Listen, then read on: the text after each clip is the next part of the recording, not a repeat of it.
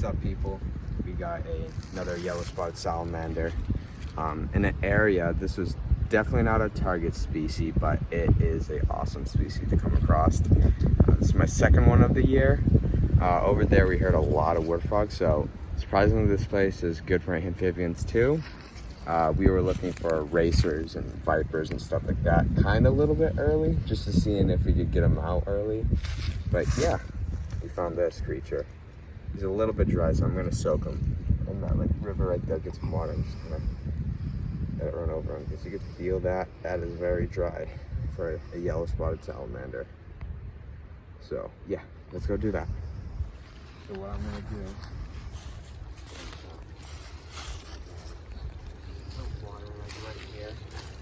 And I'm just gonna let him kind of walk on my own possibly.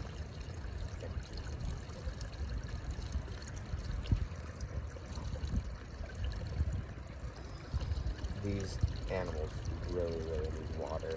They're really sensitive to dryness and stuff like that. So he just starts getting a little bit more active, and after a while, he's starting to move his legs and stuff like that. Just these guys love water. And this is pretty decent sized yellow spotted salamander. We might be going nighttime vernal pooling today, so we might be seeing more. Not sure. It depends, but this is pretty cool right here.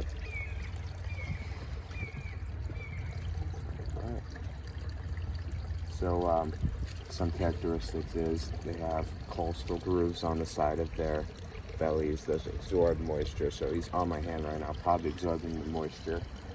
That's why, when you catch these guys, or catch really anything that's reptiles and amphibians, especially amphibians, you do not want to put any bug spray on because they're really good at absorbing stuff. And when they absorb stuff like that, that could hurt them, their internal organs. That's going to hurt them very badly. It could kill them too.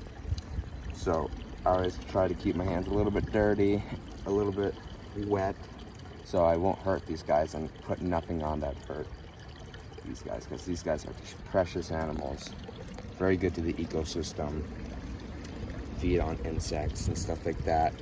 And you guys might come across vernal pools and you see egg masses, and usually it's one of these creatures that hold one of the egg masses. I'm gonna let this guy go and see what else we can find.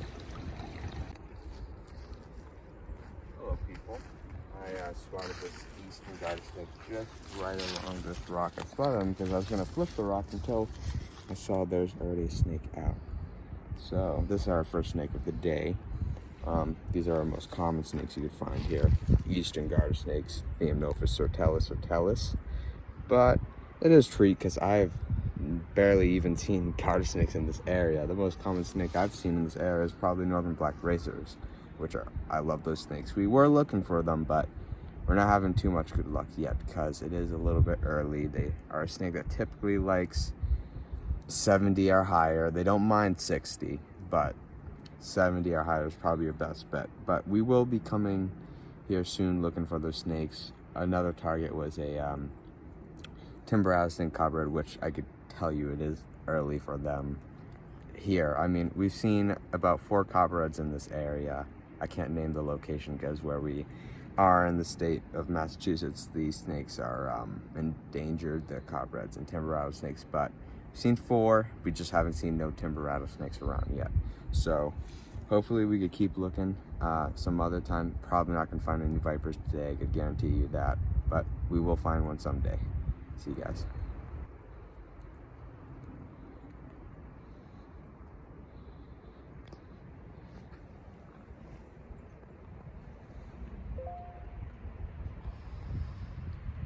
When they do this, they're picking up the particles and they're shooting their tongue back into the nasal chamber, where they'll come in contact with this organ called the Jacobson's organ, which they will take all those particles, put it up to the Jacobson's organ. Now the Jacobson's organ has it, but there's 2 nerves that connect to the organ to the brain. So those nerves that connect to the organ will take all those particles and send them to the brain, and these guys will do a little brain analysis, and this is how they figure out what they're actually dealing with. It's so fascinating how these guys work. They are crazy snakes.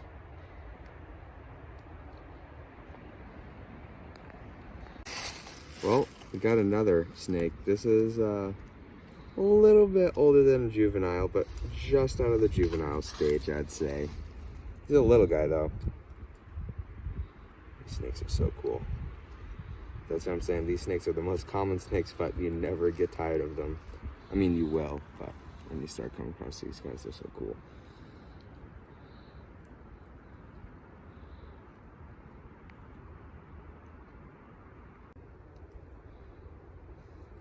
Okay. Got 2 snakes.